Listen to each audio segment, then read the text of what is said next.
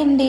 ఈరోజైతే meal maker బిర్యానీని చాలా సింపుల్గా, చాలా టేస్టీగా ఇంట్లో జస్ట్ ఒక్క 15 మినిట్స్ టైం తీసుకుంటే అయిపోతుందండి. అంత ఈజీగా చేసేసుకోవచ్చు. ముందుగా అయితే కనుక ఇలాగ ఒక గిన్నెను పెట్టుకొని దాంట్లో 3 టేబుల్ స్పూన్ల వరకు ఆయిల్ని వేసుకోండి. 1 టేబుల్ స్పూన్ నెయ్యిని యాడ్ చేసుకోండి.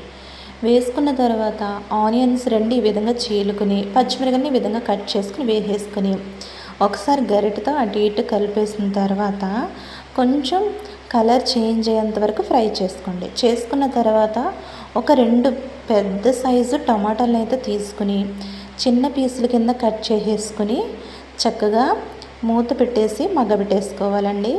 ఈ ఆనియన్స్ అలాగే ఈ టమాటాలు కూడా చక్కగా మగ్గిపోతాయి. నేను చూపిస్తున్న ఇంగ్రీడియంట్స్ తీసుకుని వాటినైతే ఇలాగ బరకగా మిక్సీ వేసేసుకోవాలి.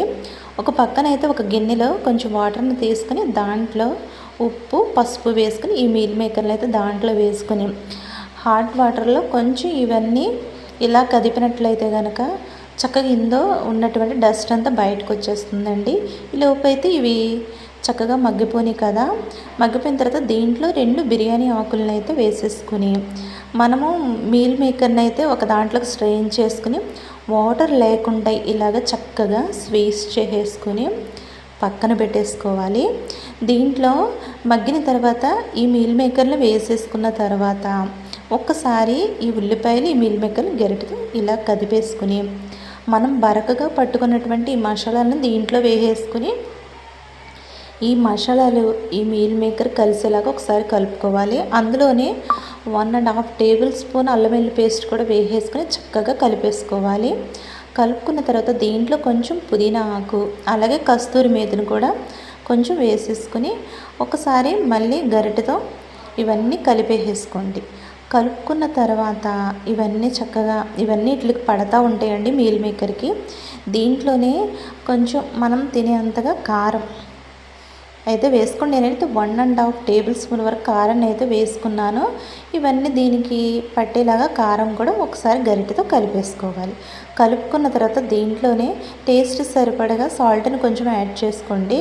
ముందుగా కడిగి నానబెట్టుకున్నటువంటి రైస్ని అయితే వేసేసుకోండి. నేను ఒక గ్లాస్ రైస్ని అయితే తీసుకున్నాను. ఈ రైసు మొత్తం ఈ మసాలాలన్నీ దీనికి కలిసేలాగా ఒకసారి గరిటెతో కలిపేసుకుని చక్కగా కలుపుకున్న తర్వాత దీంట్లో వాటర్ని అయితే యాడ్ చేసుకోవాలండి. నేను ఒక గ్లాస్ రైస్ని తీసుకున్నాను కదా, 2 గ్లాస్ వాటర్ని అయితే యాడ్ చేసేసుకుంటున్నాను. మనం బిర్యానీ ఏ విధంగా చేస్తాం సేమ్ అదే కొలతలండి. ఈ విధంగా వేసేసుకున్న తర్వాత ఇవన్నీ మళ్ళీ ఒకసారి గరిటె పెట్టి తిప్పేసుకోవాలి. దీంట్లోని ఇప్పుడు కొంచెం టేస్ట్ అది చెక్ చేసుకుని టేస్ట్కి సరిపడగా సాల్ట్ని అయితే వేసేసుకుని ఒకసారి కలిపేసుకుని ఒక 15 మినిట్స్ మీడియం ఫ్లేమ్లో కుక్ చేసినట్లయితే చాలా టేస్టీగా యమ్మీగా మీల్ మేకర్ బిర్యానీ రెడీ అయిపోయింది. మీరు కూడా ట్రై చేయండి. మీకు ఏది వచ్చిందో కామెంట్ చేయండి.